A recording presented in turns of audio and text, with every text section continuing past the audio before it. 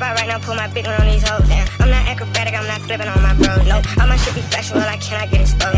Grew up talking shit, I catch a big. We're back again, the third season of Zone 6, and we're back with our Prem predictions, our second edition of Prem predictions. Today we've got Vic, we've got OJ, we've got Chidi. What's good, boys? It's all good. Optimistic for the season to start. This is how it always starts. Optimistic. What we're going to do is I've asked everyone to submit their lists, ranking all the teams from 1 to 20, obviously the positions they think they'll finish in. And then the same way we did it for the NFL episode, I've made an average of that. And that is then our Zone 6 rankings. But I'll also call out like this person put this team here, this person put this team there. And coming in 20th, no major surprises here. But coming in 20th is Southampton. Coming in 19th is Ipswich, even though 2 people had them out of the relegation zone. Yes. Somebody had them as high as 15th. Me. 15th is kind of crazy. I think I had them in 17th. I think I had them in 17th. Yeah, you had them 17th. And to be honest, I mean, I want them to stay up. But my fear is I was high on Burnley last year based off, they play a great brand of football. And we saw what happened with Burnley. They didn't really strengthen that much. And the style of football did not translate. The thing is, I always feel like all these teams that play the prettiest football in the championship, and they want to almost sort of replicate it in the Premier League, and it's not possible because all the teams there above you are spending X and Y amounts of money, and they're better. And if you play that way against most of these teams, you're going to get piped. The same thing happened with Burnley, and it's going to happen with Southampton this season. That's going to happen with Southampton this season as well. We're linked with McKenna's manager. I was like, okay, let me do some research about his philosophy and whatnot. And he seems like he's a very adaptable manager, because what guys don't know is that he actually, Ipswich weren't even meant to be in the Championship, let alone the Premier League. He promoted them from League One to the Championship against serious odds. So I'm just thinking, it's a Premier League. You never know what's going to happen. I feel like they can stay up, just about though. I don't majorly disagree. This part of the table is quite hard to rank. I don't know about you guys, but for me, there are a lot of teams that I see in my eyes in the same tier, and I'm like, they're not good, but they have managers I respect. Like Bournemouth have just lost Dominic Solanke. That's a big miss, but I respect Iraola as a manager. I respect Gary O'Neill, even though they've just lost Neto, and that Wolves squad is just okay. It's not special. So if Wolves had a bad start and suddenly they're in a relegation battle, that wouldn't surprise me. But I respect Gary O'Neill. I know they always lose out to VAR. They get quite unlucky, so I've given them benefit of the doubt. I say that they're only 16th, so they're not that much higher in our collective list. The one that did surprise me is that Forest are 18th and Leicester are 17th. I put Leicester last simply because of the points deduction that seems to be looming. Oh, true. Because if they get that points deduction, they're done for. They're not Everton where they can survive that. But obviously that's provisional. We don't know how much that points deduction is going to be. But yeah, what do we think of the bottom? The bottom 5 is Wolves in 16th, Leicester 17th, Forest 18th, Ipswich 19th, and Southampton 20th. But Forest as well, I think those guys are in serious trouble because guys are not strengthening, man. I personally think Forest are going down this season, but I think Forest. The thing about Forest, right? They have players that can. They have Hudson-Odoi. They have players. Guys may laugh, but Hudson-Odoi was actually quite good last season. Yeah. The numbers we put up, Elanga as well. Gibbs White is still there. Yeah, but I think Gibbs White to try and go to United, man. That guy is trying to cut. I don't see him. We don't need him. That's the last position we need to show. Yeah, United still need a holding midfield. Casemiro cannot be starting for this. Casemiro played well against City, bro. No, but see, let me tell you. I'm not trying to hear that. Let me tell you a thing about Casemiro. Yeah. See, I'm not trying to hear this. He was very good against City, and I'm just praying that he can keep on to that. But then I have my reservations because at the same time, City didn't play a strong midfield. They didn't play a strong midfield. City played like 3 starters in that game, bro, and Haaland was one of them. They played Haaland. Fair enough, but we've still seen guys run Casemiro to. Yeah. That's Casemiro actually looked good in the game. Anyone that was playing Casemiro last season, exactly. Any midfielder, that guy was a cone. Yeah. No, that I think it was that Palace game where Carragher had the famous commentary. I'll never forget. That is one of the game, man. funniest games I've watched in my life. Leave the football before the football leaves you. That's one of the crazy. That's one of the craziest things I've ever heard, and he was right because, yeah, they got overrun. We'll talk about Palace now, I guess, because if we move on, Brentford 15th, Bournemouth 14th, Everton 13th, which is quite high considering they've been fighting relegation, but. Then Everton, Fulham. no. but Everton got the points deduction last season. They did. But my fear with Everton is that they've just lost Onana and they've just lost Godfrey, and their replacements are, we don't know how good they are. There's a bit of uncertainty in their spine, basically. If guys remember, Onana got injured, right? I was going to say that, bro. Got injured, and then when he came back, they didn't play. They weren't even starting him, and they went on the exactly run. So I don't think.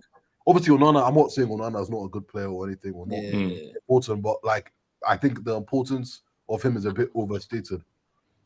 It's a bit. I mean, I trust Dyche more than some of the managers we put below him. I had Everton come in 15th, so 13th is 2 positions high. It's not major. You two had him 11th and 12th respectively. Vic actually has them to be relegated, so I'm curious to see what he thinks of this Everton side.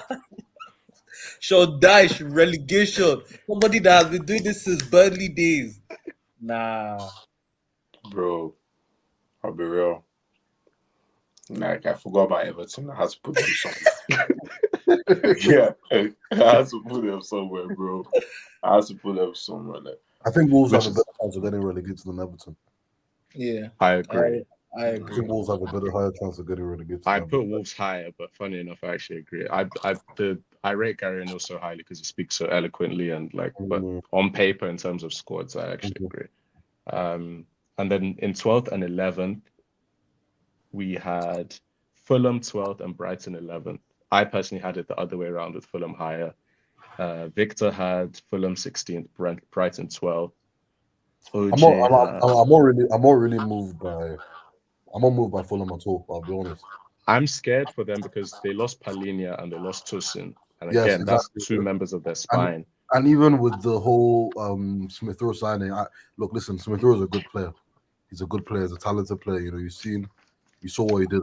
You saw what he did when he was fit, starting games for Arsenal. But they spent that much on a guy that is injury prone. He's not scored a Premier League goal in 2 years. You lost Palhinha, who I've not seen. I mean, I'm not pretending to follow Fulham too closely, but in my opinion, if you're going to spend that much on, I think it would have been wiser to spend that. What was it? What did they sign Smith Rowe for? 40 million or something like that? 36, I think. 36 million. I feel like 35 plus add-ons. Yeah, I feel like they should have used that money to, get a defensive move. Because look, listen, I don't even see. Because I don't know where Smith Rowe is going to play for Fulham. Of course, he's going to start. But I don't think the investment is that smart if you actually think about it. I feel like people are just overhyping it. Marco Silva is a good manager, though. Oh, he is. Even when Fulham came, that first game that they faced Liverpool, first game of the season, and I watched Fulham, I said, this is a team, bro. So honestly, I feel like they've lost a couple key players, but I actually just trust Marco Silva. Yeah, I'm not saying they'll be relegated at all, but I don't think. It's Brighton that I actually fear for. Yeah, I fear for Brighton as well. Their coach is like the youngest coach in the Premier. He's 31. I googled it. He's 31. Brighton might be in trouble. Bro, James Milner and Welbeck are in that team. You should call them Egbon. Like he's and 31 is actually crazy. 31 is crazy. 31 is crazy. Especially players are lasting longer now. So I mean, wow. I hope it's not a Nagelsmann situation. He's older. He's younger than Welbeck and Milner. Yeah, I think Lallana is gone now, but he would have been younger than Lallana. Yeah, exactly. Sorry, back to Fulham again. They signed Ryan Sessegnon, which was hilarious because that was supposed to be like a home, but he's not even going to start for them. Antoine left back is way better than him. Sessegnon is rubbish. I'm looking at their team now, and I honestly because I remember when I can't remember what season it was, but it was when Fulham was still in the Championship, and he was really good at the Championship. He was playing wing back. He was getting loads. It was kind of how guys are hyping Frimpong a bit now. He was getting a lot of goal contributions. He came into the Prem and he was rubbish and they got relegated. In 10th place, this is the only team that every single person has in the exact same position. Can anyone guess who it is? Crystal Palace. Everyone just agrees that Glasner ball, Mateta balling out of his mind, Eze still there. Oh. Yes, they've lost Olise, but they got Ismail Assar 10th. Like just Man's mid-table. terrible. 10th. I told her I have to call you out there because putting Olise and No. that's a disastrous replacement. I can't lie. I'm not gonna pretend they're the same caliber of player. Yeah. If Olise was still there, based on the vibes and the ball they were playing last season. Oh, you could if Olise top 8. if Olise was there, Exactly. I'll have them top 8, 100%. Exactly. Because towards the latter part of the season, they had one of the best like records in all of ball, and they were playing good ball. I know. Sorry, I know. Yeah, I know. Olise is not in the Premier League anymore, but guys still don't know how good that guy is. When he goes to Bayern, I've been saying it for ages. When he goes to Bayern, some conversations. United missed out on him because this season you I had want no to reason to not sign him. If You too, they are talking. You too. What are you talking about? Yeah, I have enough right wingers in my team. Olise, I want to open up some conversations. But anyway, that's a different. No, I mean, I just it's one of those hope where he stays fit as well, man. I just hope he stays fit. He will. The injury prone thing was, I think, was a bit of an anomaly. His injury record before last season was perfect. So let's see. for his sake, I Mateta hope as so. well. Even in Olympics, guy was bowling. So let's see Yeah, if he brings that form back to Prem. Yeah. I think he will. And obviously, I think Palace have a lot of standout individuals. Tyreek Mitchell is one of the better left backs in the league, Guys, swear Mateta scored 14 Prem goals. 15. which is crazy considering the start he had. He scored like 14 towards the end, which is nuts. Like when Glasner came in. Gahey obviously had a strong tournament the Euros. Anderson. But it looks like he might be going to Newcastle. Newcastle, yeah. It's And one I of those think- where it's like that If- could have a big impact in these rankings. I think that's going to have a huge impact because I think Akin Anderson is rubbish. I think Nah, Anderson on the ball, bro. Look, Yeah, I have to disagree with you. he's bro. good. He has that Diagonal. he has a Yeah. diagonal, but I see him making too many mistakes. Even in the Euros. I think it was against Denmark, Germany. Denmark. I think it was against Germany. Yeah. I think it was against Germany. Yeah. Yeah, I'm not convinced. I remember a few United fans wanted him to come ages ago. Reminds me of Lindelof, bro. Yeah. He reminds me of Lindelof. Like he's like that type of profile of player.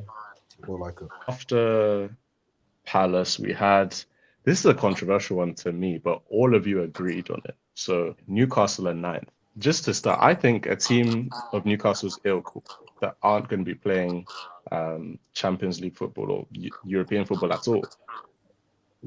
Last year they had a bad injury bug. Now they're all fit. I think 7th, 8th is where they are. 9th, obviously, it's not egregious. See, I really don't like when guys say this one game a week thing because I'm sorry. These are Premier League footballers. These are Premier League footballers. They're all fit anyway. That's the first thing. The only reason why guys say this one game a week thing was because a few years ago, Chelsea were playing one game a week and won the title. But everyone ends up playing one game a week anyway. United, by December last season, were almost on the verge of playing one game a week. What happened? Newcastle as well. What happened? They were still getting picked.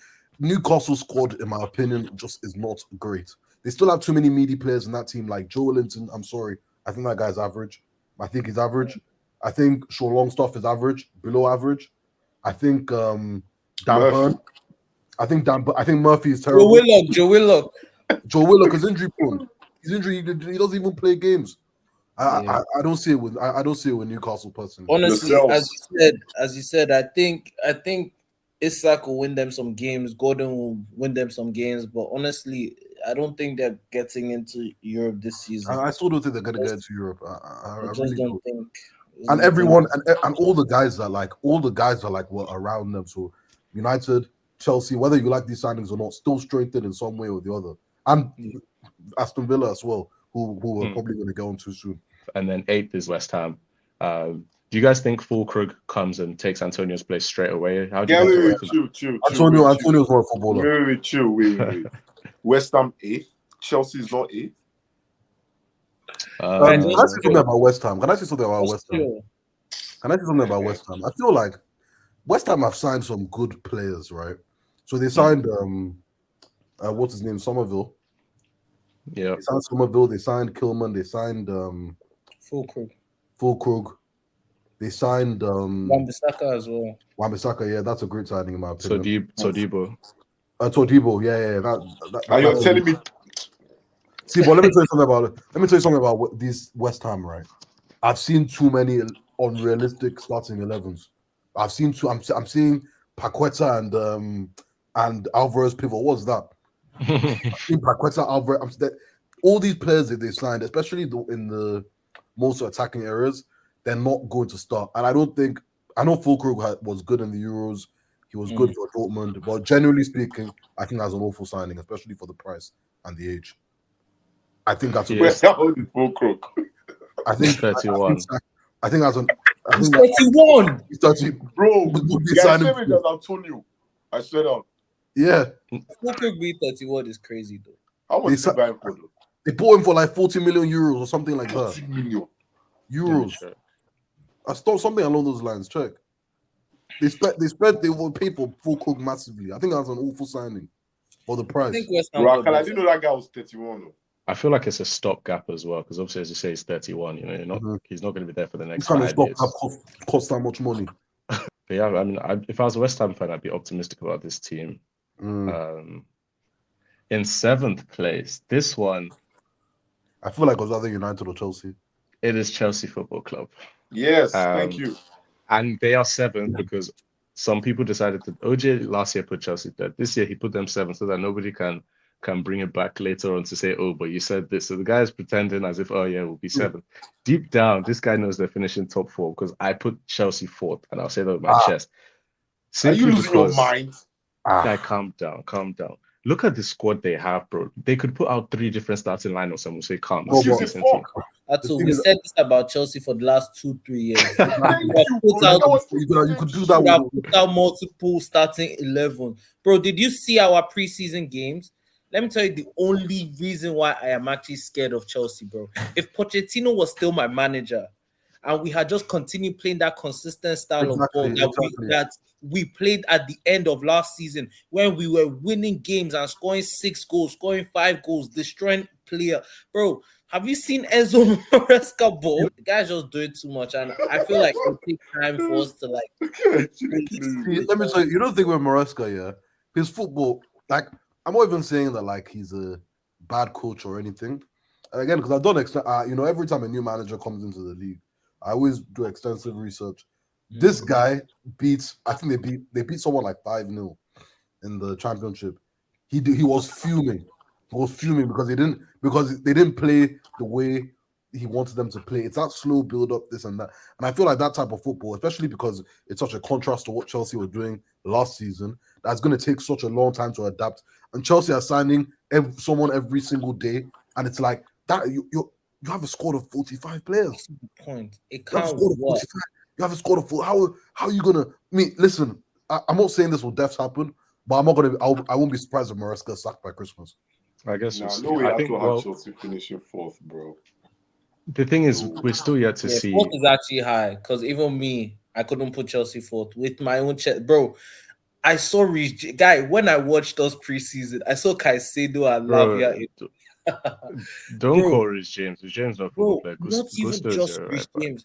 See, I hate managers that come in and they try and like play their own style of ball without looking at the profile of players that you have in the club. Yeah. Bro, the style of ball Enzo Maresca is trying to play doesn't suit our players. Caicedo is getting the ball in the half space. Tosin is getting the ball and be asked to like play out. Guy, too many things are happening and we don't have that profile of players. One thing I will say is that considering how much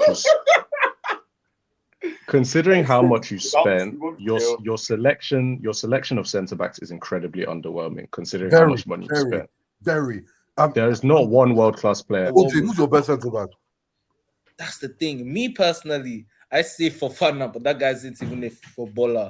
Now I'll say Colwill, man. I just think Colwill is our best CV. And he's average. He's Ah, average. Bro, exactly. I watch every time Exactly. Cole has to defend in the channels, he gets Bro, stripped.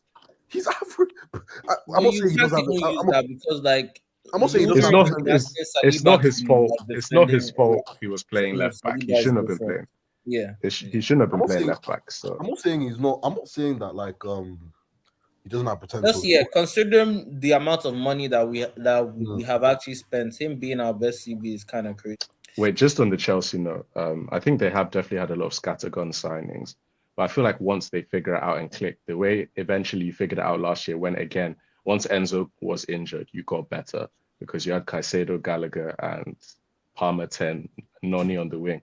Your background is Noni and Palmer. You want them to play together. What is your front six for Chelsea? Because how do they play together when you side Neto? You have Nkunku. Lukaku is still employed by Chelsea Football Club. Nkunku. Forget Lukaku. What do you mean forget him though? Because he's not going to disappear.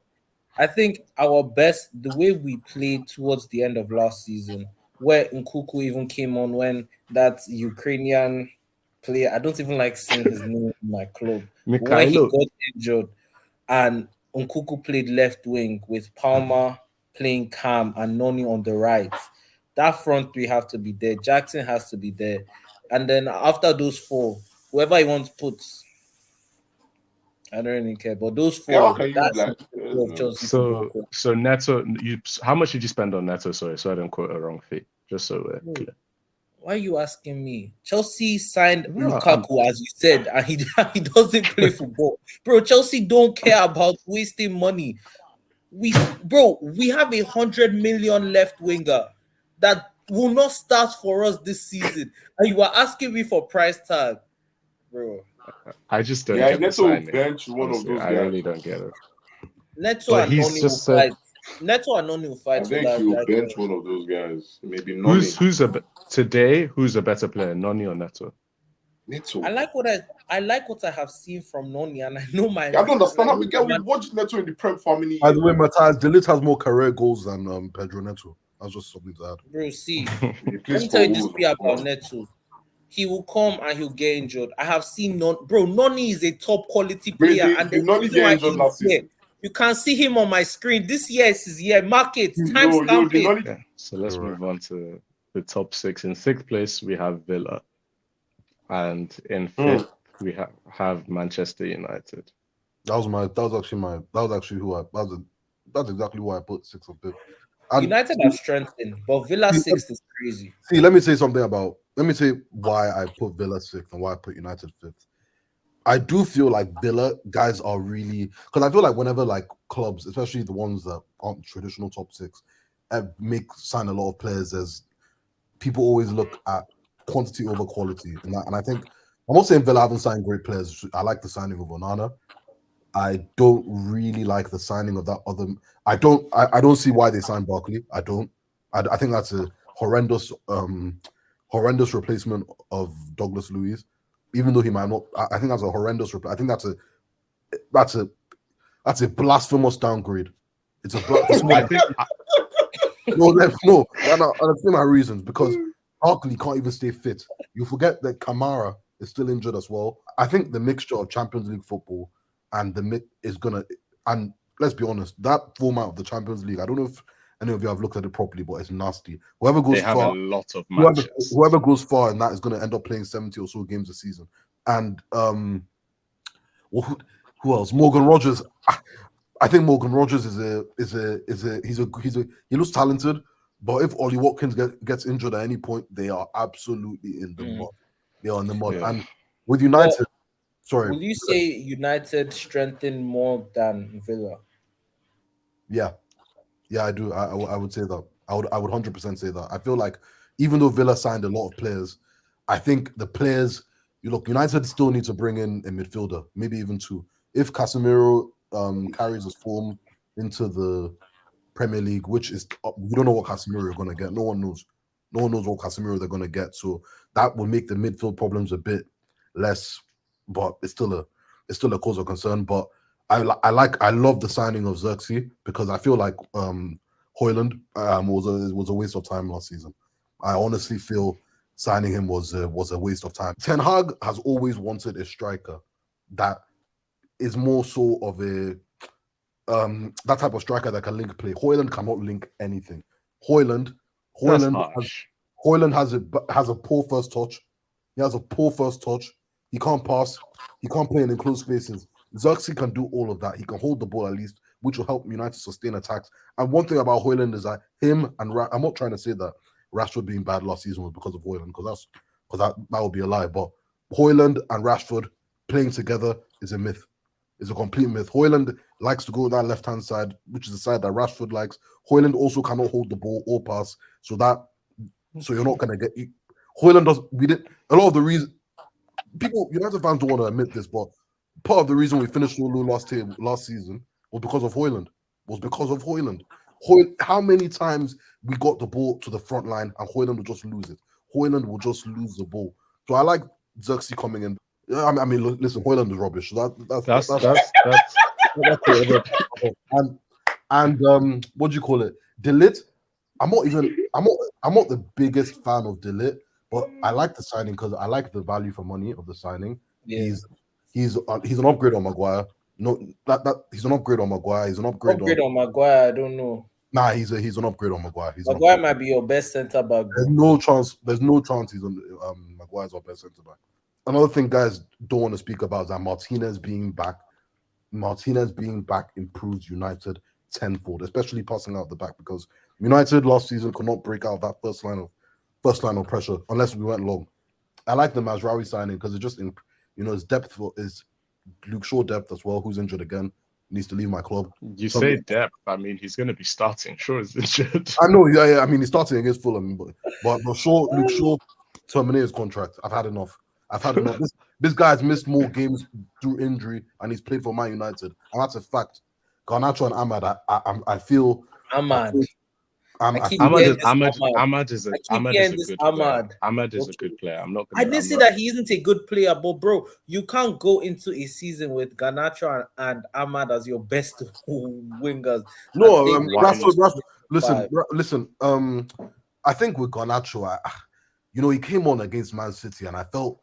I don't know if this is just me being an optimistic fan, but I mean, he did score and he did play. He played well in his cameo, but the way he took that goal, coming off the right, hitting it with his left foot, he looks bigger. He looks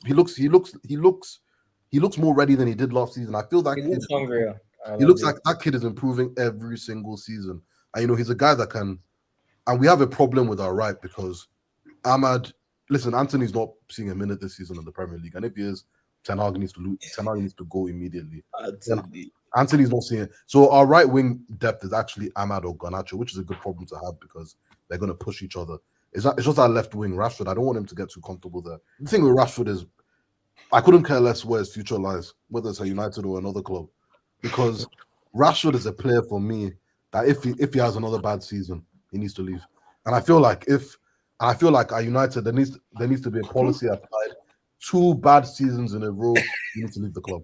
It's that simple. I mean, it's not even just a United thing. Like even for Arsenal, Martinelli. Exactly. And this season, we need to see better. And that's what I'm saying, because I don't understand how you can score 40 goals and come back and score 7. And a lot of the time, he looked lazy. Like he looks like exactly. That's the thing. It's not because Garnacho will try. He can do rubbish, but he tried. No, exactly. So at least Garnacho's gonna be. Garnacho's relentless. So, I mean, the thing with United is that, there's some players. Look, Bruno Fernandes is gonna turn up. He's turning up. You saw in the Community Shield game, didn't even get a preseason. Was the best player on the pitch. If Sancho didn't miss that penalty, it will be talked about a bit more. And yeah, with Jadon Sancho as well. I mean, let's be real. He's done at United. He's done it. I don't know why he's still here. Took the mickey out to the fans, the club, and the manager. Came on and missed the penalty. He needs to leave my club as well. There's still too many players that need to leave the club. We did well by selling Aaron Wan-Bissaka, Anthony needs to leave. McTominay needs to leave. What's his name? Luke Shaw needs to leave. And who else? I'll get rid of Maguire as well. I will get rid of Maguire. He has 1 year left on his contract as well.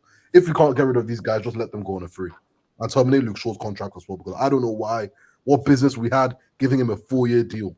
The one fear I have with United, and the reason where I would have loved to say United top 4, whatever, but I can't. I can't see top 4. I can't see top 4. Because if you're predicting United's top scorer for this season, I don't know about you guys, but for me, the answer is Bruno. And if we're looking at a midfielder to be the top scorer, there is a clear problem somewhere. And Bruno's output is still quite good for a midfielder. But then if you look at his first 2 seasons, where he was kind of playing as a shadow striker at most, he got, I think his first full season, he got 27 goals in all competition.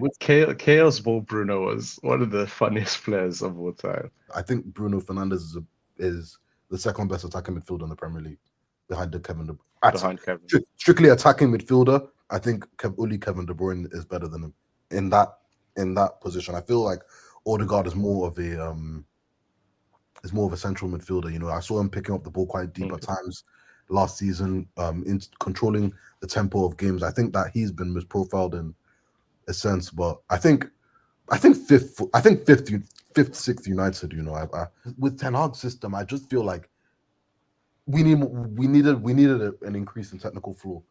The too many meaty guys played last season. You can't be playing Aaron Wan-Bissaka consistently. I'm so happy he's gone. Yeah. He was good he was an okay-ish servant, but he needed to leave. Evans at centre back. Evans. That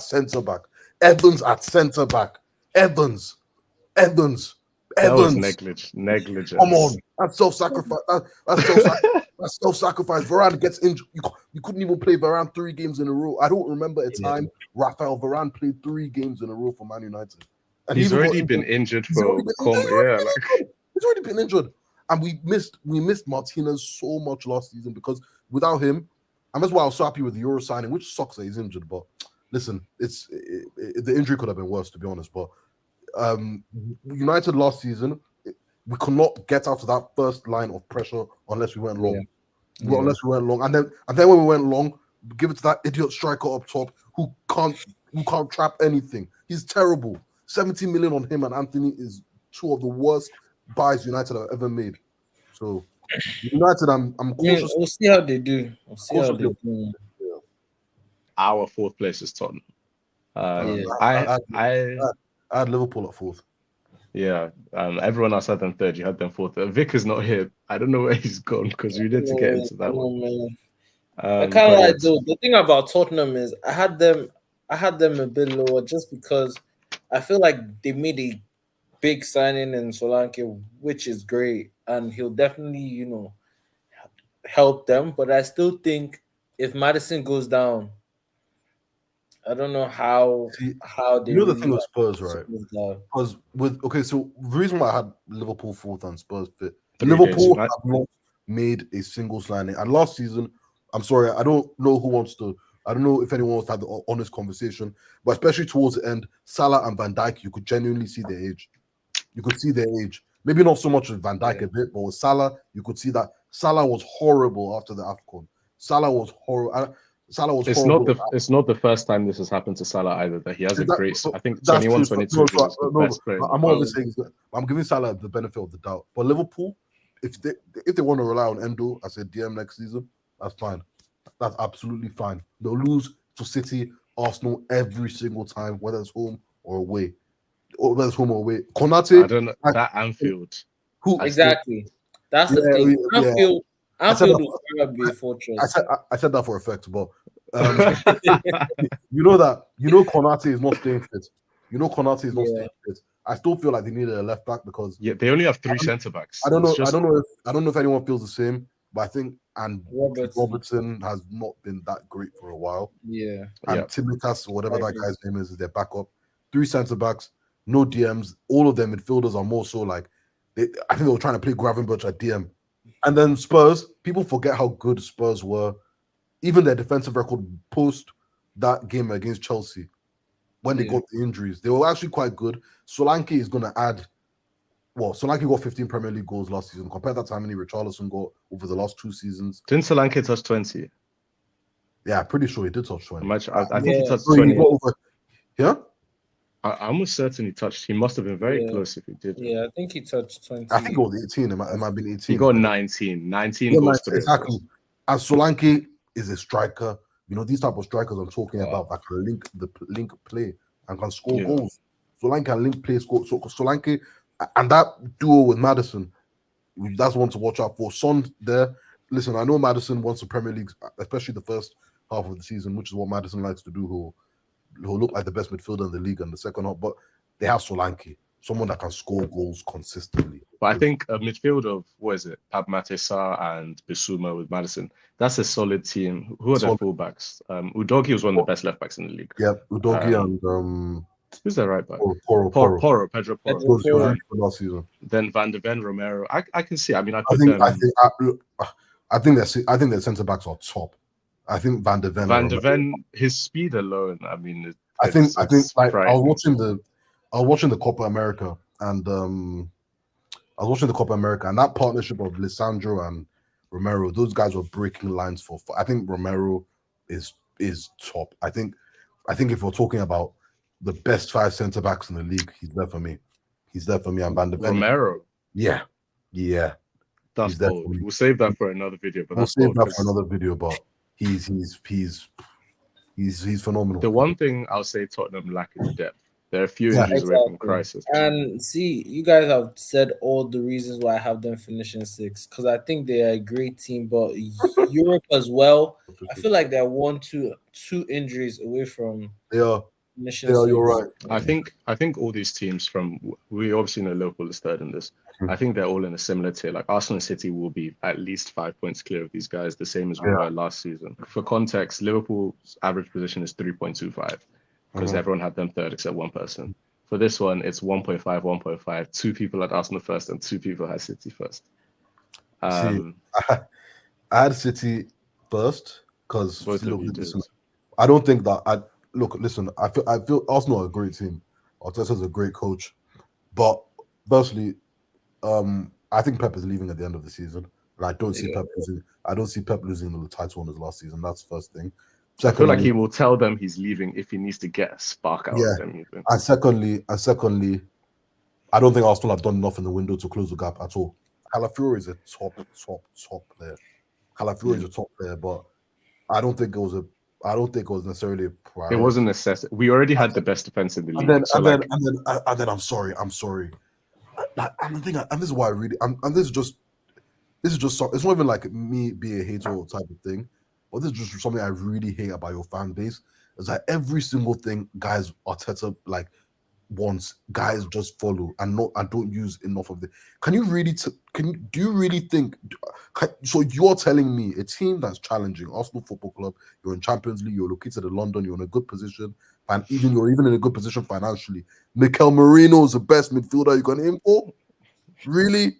If I tell you I've watched 3 Mikel Merino 90s, I'm lying to you. Their system last season, for me, I feel like Arsenal were the best coached team in the league last season. I agree. City's difference was individual brilliance. I mean, Arsenal get a lot of touches in the opposition box.